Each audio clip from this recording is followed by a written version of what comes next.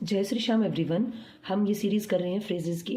तो kinds of phrases हम कर रहे थे। लास्ट मैंने आपको फ्रेज की डेफिनेशन क्या होता है, फ्रेजेस और एडजेक्टिव फ्रेजेस के बारे में बताया था। आज हम करेंगे एडवर्ब फ्रेजेस। तो एडवर्ब फ्रेजेस और नाउन फ्रेजेस इस वीडियो में करेंगे। एक और वीडियो बनेगी प्रपोज। एडवर्ब फ्रेजेस क्या होते हैं? An adverb phrase is a group of words होता है दैट डज द, जो कि क्या करता है, वर्क ऑफ एन एडवर्ब। यानी मेन इसमें क्या होता है, ग्रुप ऑफ वर्ड्स होता है। हमें पता है फ्रेज होता ही ग्रुप ऑफ वर्ड्स है जो अकेला कभी सेंस नहीं देता, लेकिन जब सेंटेंस में फ्रेम किया जाता है, कॉन्टेक्स्ट में डाला जाता है, देन वो हमें एक कंप्लीट सेंस देता है। It may tell us how, when, why, और इसके आंसर्स आपको मिलेंगे। हाउ, व्हेन, व्हाई और टू व्हाट एक्सटेंड, समथिंग और हैपन और समथिंग डन। ठीक है, इसके आंसर्स मिलेंगे। चलो इसे एक बार स्किप करते हैं और चीज़ों को समझते हैं। सबसे पहले एडवर्ब तो आपको पता ही है। एडवर्ब क्या करता है, वर्ब को और ज़्यादा डिस्क्राइब करता है। हर फादर लिव्स, कहाँ रहते हैं उसके फादर, एब्रोड में रहते हैं। तो वेयर का आंसर आया एब्रोड। रहने का काम कहाँ हो रहा है, यहाँ पे हो रहा है। मैं तो इस चीज़ पे जाती हूँ भाई। जो वर्ब को एक्सप्लेन कर रहा है वो क्या हो गया हमारे पास में, एडवर्ब हो गया।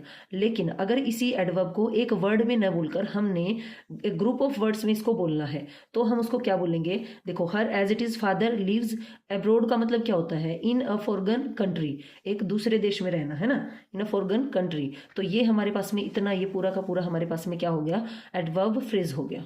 ठीक, तो ये क्या है, he works carelessly. Carelessly adverb of manner है। अगर आप एडवर्ब की वीडियो देखना चाहते हैं तो वो भी मैंने अपलोड कर रखी है। तो यहाँ पे वन वर्ड में है ये एडवर्ब, और इसको अगर हमने किस में बनाना है, ग्रुप ऑफ वर्ड्स में बनाना है। देखो, ही का ही है, वर्क्स का वर्क्स है, तो ये क्या हो गया, विदाउट एनी केयर को क्या बोलते हैं, केयरलेसली। तो ये इतना इतना सारा जो ये है, ये सारा का सारा क्या है, एडवर्ब है। ठीक है, उसके बाद में हमारे पास में है सी स्पोक रूडली। ये भी उसका मैनर है, एडवर्ब ऑफ मैनर, कि वो बोलता कैसे है। तो ये वर्ब के बारे में बता रहा है कि बोलने का तरीका उसका रूडली था। तो she spoke in a rude manner. तो रूडली को क्या लिख सकते हैं, इन अ रूड मैनर। तो यहाँ पे हमने क्या देखा, एडवर्ब जो होती है एक वर्ड की भी हो सकती है और ग्रुप ऑफ वर्ड्स की भी हो सकती है। ठीक है, तो अगर हमें मान लो हम इसमें लिख दें लिखने को, तो लेकिन ये वाला अगर कहीं पे लिखा हुआ, किसी ने सेंटेंस बना रखा है, तो कैसे फाइंड आउट करें? ये इतना सारा जो है हमारे पास में क्या है, एडवर्ब ऑफ फ्रेज है, एडवर्ब फ्रेजेस। ठीक है, समझ आया। अब हम करेंगे कि एडवर्ब को, जब हमारे पास में सेंटेंस गिवन है, उसको एडवर्ब फ्रेज में कैसे कन्वर्ट करते हैं। कुछ एग्जांपल्स लेंगे, उसके बाद नाउन फ्रेज पे काम करेंगे। अब यहाँ पे कुछ प्रैक्टिस सेंटेंसेस हैं जहाँ पे हम देखेंगे कि एडवर्ब को एडवर्ब ऑफ फ्रेजेस में कैसे कन्वर्ट करते हैं। Replace the adverb with adverb phrases. तो it's was not none then. Then मतलब उस टाइम, जानने का काम उस टाइम नहीं हुआ, तो ये एडवर्ब ऑफ टाइम है। ठीक है, तो it's was not none then. अब इस देन वर्ड को ही क्या कर सकते हैं, अगर हमें ग्रुप ऑफ वर्ड्स में लिखना है, at that time. It's as it is है, was not none at that time. ठीक है, तो मैं यहाँ पे आपको क्या बताना चाह रही हूँ कि जो एडवर्ब होता है, ऐसे में तो हम फाइंड आउट कर लेते हैं अगर वन वर्ड में है, तो इसको फाइंड आउट करना हमें मुश्किल हो जाता है। ठीक है, अगर आपको इसकी नॉलेज है ना, तो ये अपने आप से आपको पता चल जाएगा। Soon the moon will rise. तो यहाँ पर जो सून वर्ड है उसकी जगह हम क्या लिख सकते हैं, इन अ शॉर्ट टाइम। तो इसको रिप्लेस कर दिया हमने एडवर्ब फ्रेज से। ठीक है, the moon as it is है, विल राइज। तो राइज होने का काम जल्दी हुआ, तो राइज हो गई वर्ब, इसको और ज्यादा एक्सप्लेन कर रहा है सून, और सून को ही क्या लिख सकते हैं हम, इन अ शॉर्ट टाइम। तो ये पूरा का पूरा इतना हमारे पास में क्या है, एडवर्ब है। उसके बाद में है the old man walked feebly. Feeble का मतलब क्या होता है, कमजोरी से, लड़खड़ा कर चलना। तो the old man walked in a feeble way. ये पूरा का पूरा हमारे पास में क्या हो गया, एडवर्ब फ्रेज हो गया। Don't handle this box carelessly. Manner हो गया, ये भी हैंडल करने का काम कैसे हो रहा है, केयरलेसली। तो don't handle this box in a carelessly manner. तो ये हमारे पास में क्या हो गया, एडवर्ब फ्रेज हो गया। आगे अब हम करेंगे नाउन फ्रेज। अब ये नाउन फ्रेज क्या होता है, group of words that does the work of a noun. वहां पे ग्रुप ऑफ वर्ड्स किसका काम कर रहे थे, एडवर्ब का। यहाँ पे ग्रुप ऑफ वर्ड्स किसका काम करेंगे, नाउन का काम करेंगे। जैसे कि मैंने यहाँ पे कुछ एग्जांपल्स लिए हैं। To stand first is my dream. अच्छा, उसका ड्रीम क्या है, टू स्टैंड फर्स्ट। तो इसके अंदर ये जो पूरा वर्ड है ना, टू स्टैंड फर्स्ट, ये हमारे पास में पूरा का पूरा क्या है, सब्जेक्ट है। सब्जेक्ट है, और कैसा सब्जेक्ट है ये, नाउन फ्रेज।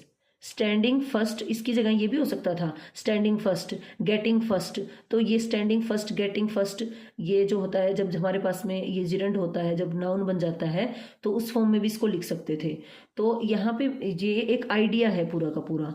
तो ये जो आइडिया है ये हमारे पास में किसका काम कर रहा है, एज अ सब्जेक्ट का काम कर रहा है, जो कि क्या है, नाउन फ्रेज है। ठीक है। शी अभी आगे समझ आएगा, ये थोड़ा डिफिकल्ट था इसलिए मैंने स्टार्टिंग में लिखा है।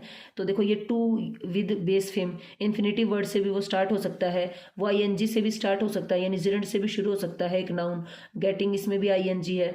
तो हमें यहाँ पर क्या पता चला, जो हमारे पास में नाउन फ्रेज है वो किससे, इन्फिनेटिव वर्ब से भी शुरू हो सकता है। जरूरी नहीं है सब्जेक्ट कोई पर्सन, प्लेस, थिंग या प्रोनाउन नहीं बने, ये भी हमारे पास में क्या बन सकते हैं, सब्जेक्ट बन सकते हैं, जब वो किस तरह से काम कर रहे हैं, एक नाउन फ्रेज की तरह काम कर रही है।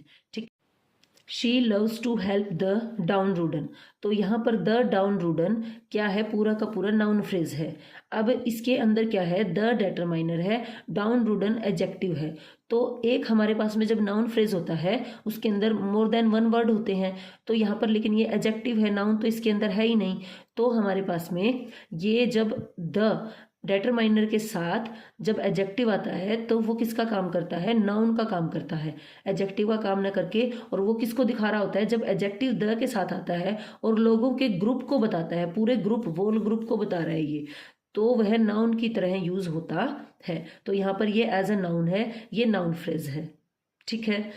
और अब यहाँ पे देखो टू लगा हुआ है, जब हमारे पास में दो वर्ब हो ना, एक ये और ये, तो बीच में टू से उसको अलग किया जाता है। She loves to help the downtrodden, he hopes to win the first prize. तो यहाँ पर द क्या है, डिटरमाइनर, और फर्स्ट एडजेक्टिव हो गया, फर्स्ट सेकंड थर्ड। उसके बाद में प्राइज, प्राइज हमारे पास में क्या हो गया, नाउन हो गया।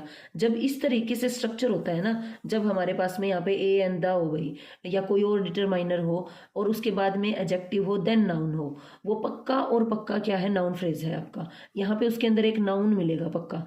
ये केसेस भी मिलते हैं लेकिन मोस्टली ये केसेस होते हैं।